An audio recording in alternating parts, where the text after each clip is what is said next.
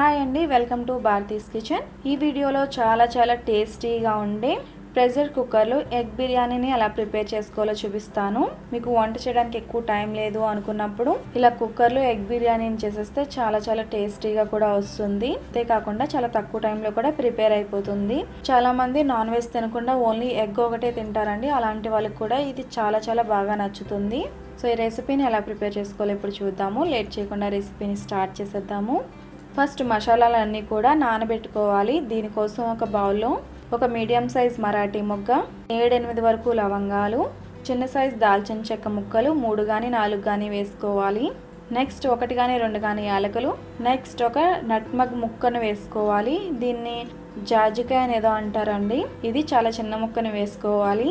Next మీ దగ్గర ఉంటే నల్ల యాలకును ఒకటి వేసుకోవచ్చు, లేదంటే స్కిప్ చేసేయచ్చు. నెక్స్ట్ చాలా కొద్దిగా జాపత్రి, నెక్స్ట్ ఒక అనాస పువ్వు, నెక్స్ట్ 1 స్పూన్ గసగసాలు, నెక్స్ట్ 2 స్పూన్స్ వరకు ధనియాలు, నెక్స్ట్ 1 స్పూన్ జీలకర్ర, నెక్స్ట్ 6 నుంచి 8 వరకు జీడిపప్పును కూడా వేసుకుని, నెక్స్ట్ 100 ml వాటర్ని కూడా వేసుకుని ఒకసారి బాగా మిక్స్ చేసుకోవాలి. వీటిని కనీసం హాఫ్ అన్ అవర్ అయినా నానబెట్టుకోవాలి. ఇవి బాగా నానిన తర్వాత వీటిని ఇలా వాటర్తో పాటే ఒక మిక్సీ జార్లోకి వేసుకుని బాగా మెత్తగా గ్రైండ్ చేసుకోవాలి. మీ దగ్గర అల్లం వెల్లుల్లి పేస్ట్ లేకపోతే ఈ టైంలోనే మీరు అల్లం అలాగే వెల్లుల్లి ముక్కలు కూడా వేసేసుకుని అన్నీ కలిపి గ్రైండ్ చేసుకోవాలి. సో ఇలా మెత్తగా గ్రైండ్ చేసుకున్న తర్వాత అల్లం వెల్లుల్లి పేస్ట్ని కూడా వేసుకోవాలి. 1 స్పూన్ అల్లం వెల్లుల్లి పేస్ట్ని వేసుకుని మళ్ళీ ఒకసారి గ్రైండ్ చేసుకోవాలి. నేను ఇక్కడ అల్లం వెల్లుల్లి పేస్ట్ ఉందని అన్నీ గ్రైండ్ చేసుకున్న తర్వాత వేసుకుంటున్నానండి. మీ దగ్గర అల్లం వెల్లుల్లి పేస్ట్ డైరెక్ట్గా లేదంటే అల్లం వెల్లుల్లి ముక్కల్ని వేసుకుని గ్రైండ్ చేసుకోవాలి. సో ఇలా మెత్తగా పేస్ట్లో అయ్యేంత వరకు గ్రైండ్ చేసుకుని పక్కన పెట్టుకోవాలి. నెక్స్ట్ 2 గ్లాసెస్ వరకు రైస్ని తీసుకోవాలి. బాస్మతి రైస్ని 500 గ్రామ్స్ వరకు తీసుకుంటున్నాను. సో ఈ బిర్యానీ మొత్తం కూడా 5 to 6 మెంబర్స్కి ఈజీగా సరిపోతుందండి. మీరు ఇంకా తక్కువ మందికి చేయాలి అంటే దీంట్లో సగం క్వాంటిటీస్ వేసుకుంటే సరిపోతుంది. సో బాస్మతి రైస్ని తీసుకున్న తర్వాత బాగా వాష్ చేసుకుని మళ్ళీ ఫ్రెష్ వాటర్ని వేసుకుని నానబెట్టుకోవాలి. కనీసం హాఫ్ అన్ అవర్ పాటు నానబెట్టుకోవాలి. నెక్స్ట్ ఒక కుక్కర్ని తీసుకుని అందులో 1/2 కప్ వరకు ఆయిల్ని వేసుకోవాలి.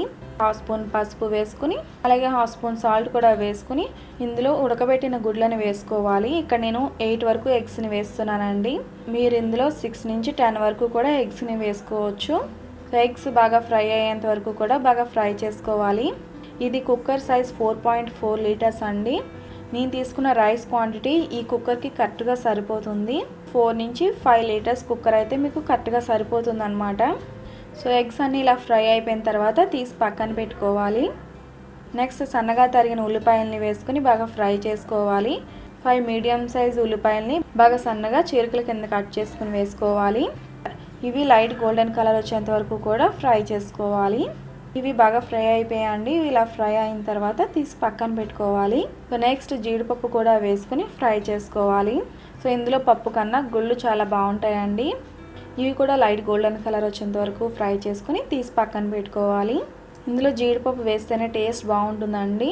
సో కంపల్సరీ జీడిపప్పు వేయడానికి ట్రై చేయండి. సో వీటిని కూడా ఇలా పక్కన పెట్టేసుకున్న తర్వాత కొద్దిగా ఇందులో ఆయిల్ని వేసుకోవాలి.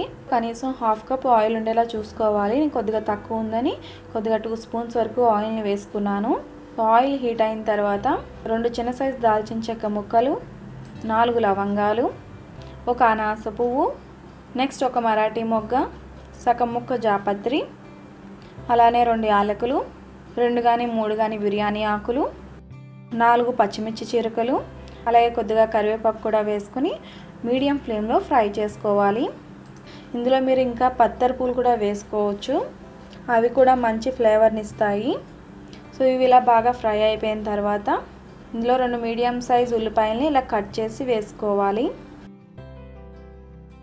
నెక్స్ట్ ఇందులో 1/2 స్పూన్ పసుపు అలాగే రుచికి సరిపడా సాల్ట్ కూడా వేసుకుని ఫ్రై చేసుకోవాలి. బిర్యానీకి మొత్తం ఎంతైతే సాల్ట్ కావాలో అంత ఈ టైంలో మీరు వేసేసుకోవచ్చు. ఉల్లిపాయలు బాగా ఫ్రై అయిపోయిన తర్వాత ఇందులో మనం ప్రిపేర్ చేసి పెట్టుకున్న మసాలా పేస్ట్ని వేసుకుని లో ఫ్లేమ్లో బాగా మిక్స్ చేసుకుంటూ పచ్చివాసన పోయేంత వరకు కూడా ఫ్రై చేసుకోవాలి. ఇది మీడియం ఫ్లేమ్లో ఫ్రై చేస్తే మీకు అడుగున అంటుకుంటూ ఉంటుందండి. సో మీరు ఈ మసాలా పేస్ట్ వేసిన తర్వాత లో ఫ్లేమ్లోనే ఇలా మిక్స్ చేసుకుంటూ ఫ్రై చేసుకోవాలి.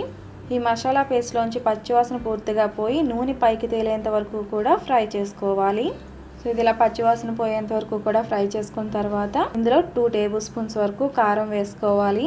సో కారం వేసుకున్న తర్వాత 1 మినిట్ పాటు మీడియం ఫ్లేమ్లో మిక్స్ చేసుకుంటూ ఫ్రై చేసుకున్న తర్వాత మనం కడిగి పెట్టుకున్న బాస్మతి రైస్ని వాటర్ లేకుండా ఇందులో వేసేసుకోవాలి. సో బియ్యం బాగా నాని ఉంటాయి కాబట్టి కలిపినప్పుడు కొంచెం జాగ్రత్తగా కలుపుకోవాలండి, లేదంటే రైస్ అనేది విరిగిపోతుంది అన్నమాట. సో ఇలా కొంచెం జాగ్రత్తగా మిక్స్ చేసుకుని సమానంగా ఉండేలాగా అడ్జస్ట్ చేసుకుని మూత పెట్టి లో ఫ్లేమ్లో 2 to 3 మినిట్స్ పాటు కుక్ అవ్వనివ్వాలి. నెక్స్ట్ 3 మినిట్స్ తర్వాత మళ్ళీ ఒకసారి మిక్స్ చేసుకుని 2.5 గ్లాసెస్ వరకు వాటర్ని వేసుకోవాలి. మనం 2 గ్లాసెస్ వరకు రైస్ని వేసుకున్నాం కాబట్టి 2.5 గ్లాసెస్ వరకు వాటర్ని వేసుకోవాలి.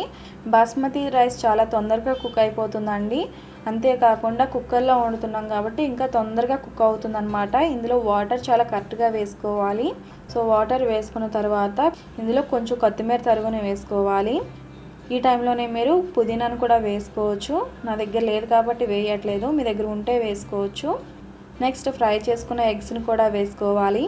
నెక్స్ట్ ఫ్రై చేసుకున్న ఆనియన్స్, అలాగే ఫ్రై చేసుకున్న జీడిపప్పులు, అలానే లాస్ట్లో నెయ్యిని కూడా వేసుకోవాలి. సో ఇలా అన్నీ వేసుకున్న తర్వాత స్టవ్ని మీడియం టు హై ఫ్లేమ్లో పెట్టుకొని 1 విజిల్ వచ్చేంత వరకు కూడా కుక్ చేసుకోవాలి.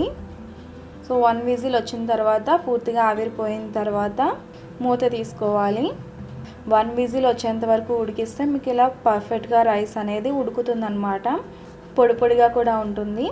ఇది మూత తీసిన వెంటనే బాగా మిక్స్ చేయకూడదండి, అలా చేస్తే రైస్ అనేది విరుగుతుందన్నమాట వేడిగా ఉన్నప్పుడు. సో మీరు పైన వేయించిన జీడిపప్పుల్ని అలానే కొద్దిగా కొత్తిమీరని వేసుకుని మూత పెట్టి 10 మినిట్స్ తర్వాత సర్వ్ చేసుకుంటే రైస్ మీకు పొడి పొడిలాడుతూ ఉంటుంది. నాన్ వెజ్ తినని వాళ్ళు, ఓన్లీ ఎగ్ ఒకటే తినేవాళ్ళు ఈ రెసిపీ తప్పకుండా ట్రై చేయండి. చాలా ఫ్లేవర్ఫుల్గా చాలా టేస్టీగా ఉంటుంది. ఈ రెసిపీని మీరు తప్పకుండా ట్రై చేసి మీకు ఎలా కుదిరిందో నాకు ఈ వీడియో కింద కామెంట్ సెక్షన్లో తెలియచేయండి. ఈ రెసిపీ మీకు నచ్చితే తప్పకుండా లైక్ చేయండి. రెసిపీ ఎవరికైనా హెల్ప్ అవుతుంది అనుకుంటే ఈ రెసిపీని మీ ఫ్రెండ్స్ అండ్ ఫ్యామిలీస్కి తప్పకుండా షేర్ చేయండి. మరిన్ని రెసిపీస్ కోసం నా ఛానల్ సబ్స్క్రైబ్ చేయండి. అలాగే తర్వాత వచ్చే బెల్ ఐకాన్ కూడా క్లిక్ చేయండి. Thanks for watching.